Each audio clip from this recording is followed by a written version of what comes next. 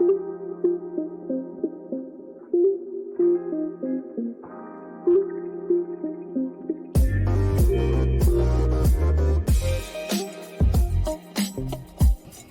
go ahead and get it started, everybody. Let's go. Come in smooth. Whoosh, how did you get started?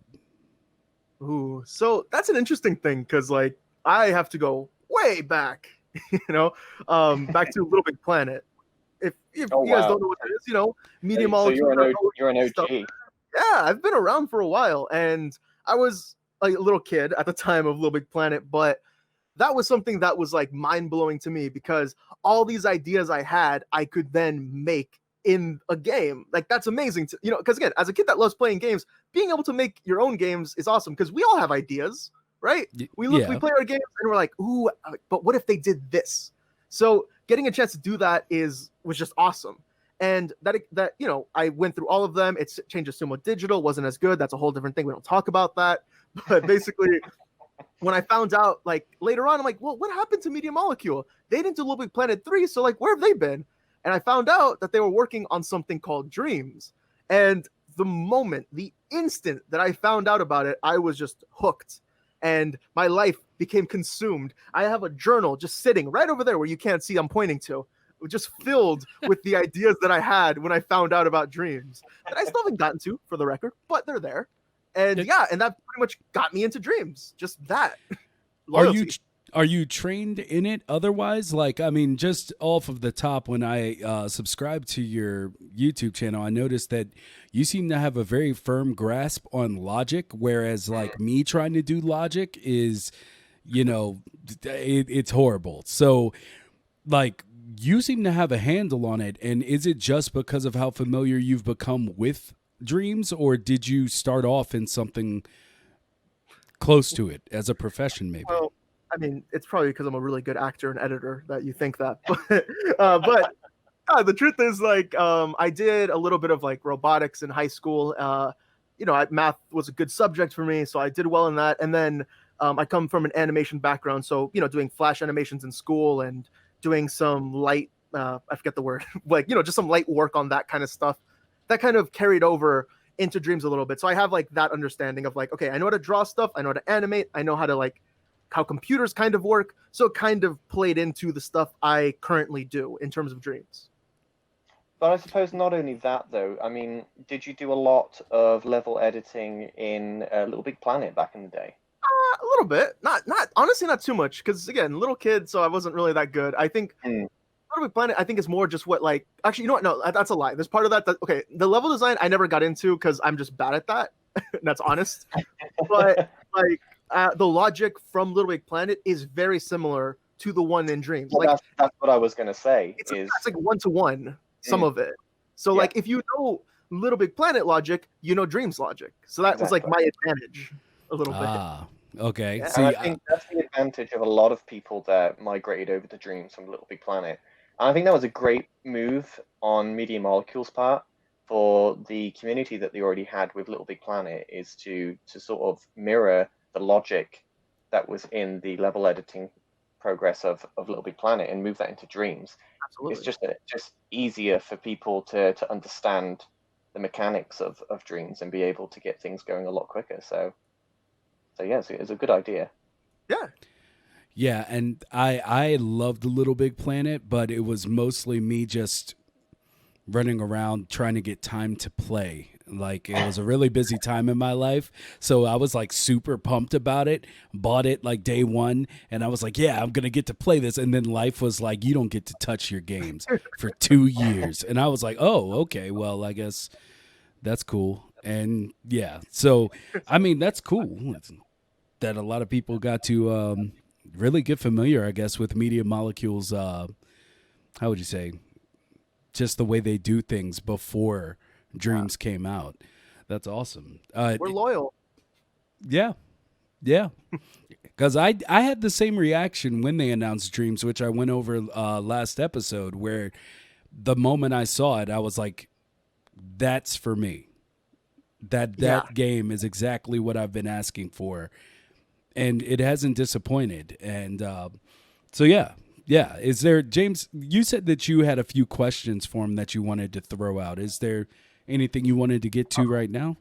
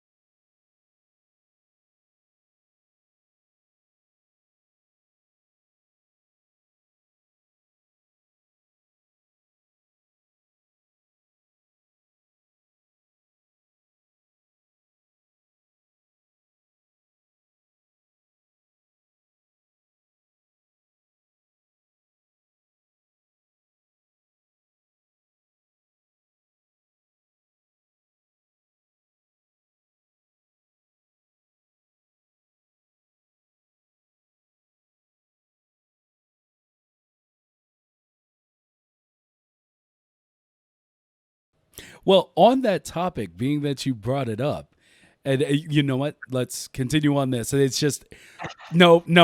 I got to ask. How do you feel like if they were to charge again for the PS5? Oh, yeah. Oh, okay. That's a tricky Ooh, one. all right. You're starting me now. Should I? I mean, should I start it off just to get No, a feeling go out for there? it. No, Yeah, Okay. go for please. it. Okay. See, the way if it was just about any other developer, I would call BS. I still wouldn't like them to do it, but it's one of those things where it's a game that is going to exist and grow throughout the next generation. Yeah. And its possibilities are going to grow. And so Mhm. I personally would be like, I wouldn't want them to charge again. But if they decided to, I would throw like a man and then I'd pay. Like, You see, I disagree completely. okay. I don't think they should, and more importantly, I don't think they would. Media Molecule to me are such a different type of game development studio. I don't think they would do that to their fans simply because for me, Media Molecule is so much more interacted with their fan base than any other studio I've ever seen. I mean, the fan base is everything because without them, Dreams wouldn't be what it is. Unless people are creating stuff and making assets and putting stuff out there, then Dreams would just be empty. And I don't think they can afford to lose faith in their fans by putting up another £50 paywall to just get the PS5 version. See, I don't think it would be that. Like, I think the games that have already stated that they might charge something, the only prices I've seen floated out are like $15 to $20 for the upgrade. So, like, if it was a whole other $50, $60, oh hell yeah, then Yeah, I'd that has to probably be have something in my upgrade. tone. That's fair. But if it's Unless like there's an $15, upgrade, you can't call it an upgrade though. I mean, if they're saying, well, it's $15 to upgrade to the PS5 version, I expect to be a significant difference to justify that $15 for the upgrade. well, MC Yeah. Alchemist said that he thinks they already said that they won't do that, and I had heard the same thing. Mm. That they weren't planning on doing it, but I also heard something different from something on YouTube. Like I think like 2 nights ago, and I was like, really? I don't think that's right. And so I just wanted to check because I really want to know if people like if it offers enough, because we've had that conversation of like with the new gen coming out and certain games talking about changing their prices to $70, like, would you be willing to pay? And for me, if it's something like, Cyberpunk 2077, something that I know I'm going to put like Oh yeah, 80 hours at least exactly, into, then exactly. it's worth it. But, I consider Dreams at the same level as that. Yes. It's ultimately going to be giving you so much that I kind of have I kind of have a problem having a problem with them asking more money. So that's my stance. I mean, my main issue with it is as well is not only charging for it again, but the separation that it's going to cause for the community. Because if they do add more thermo into the PS5 version, which is ultimately what they should be doing, because the PS5 can handle so much more, but then that's going to cause an issue for PS4 players. Those games are going to be released onto the Dreamiverse, and they're ultimately going to become unplayable unless you have a PS5. So therefore, you have to split the community in half. Isn't that what happened with Little Big Planet 3? Sorry?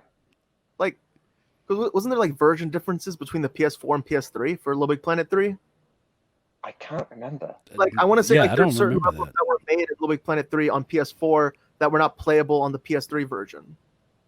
And that's my biggest concern is, are they going to show, because the Dreamiverse is one thing, are they going to create two separate Dreamiverses, one for the PS5 and one for the PS4? Alone.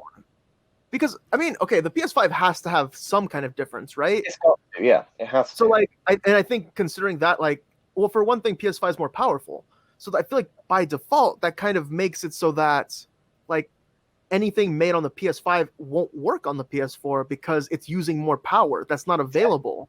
Exactly. So but that's if they upgrade the firmware. If they keep the firmware. Oh no. I think we might have lost him for a second. James, where'd you go? Oh no.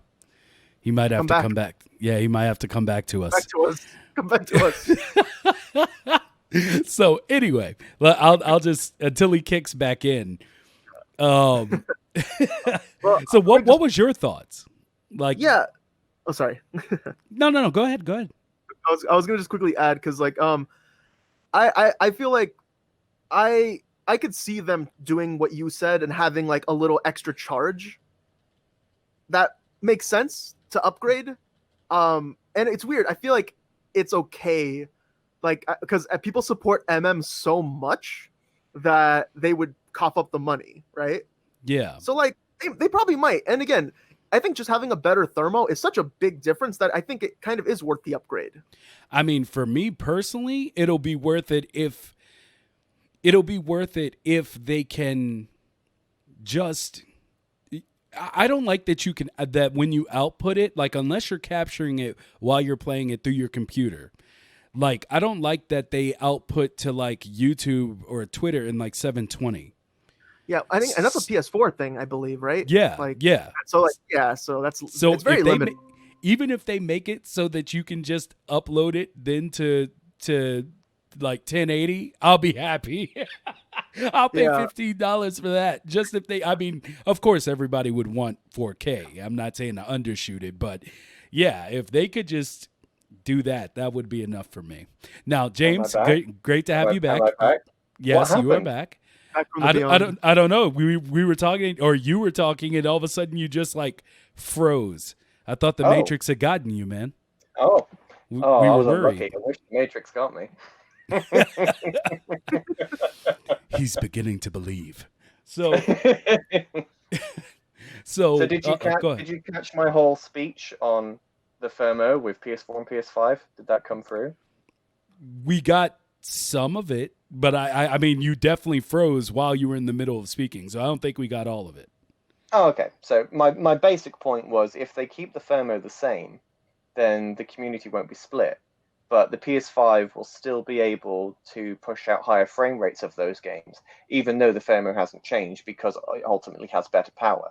So that's also another solution that they could do. don't change anything, but you still get better performance out of the PS5 version.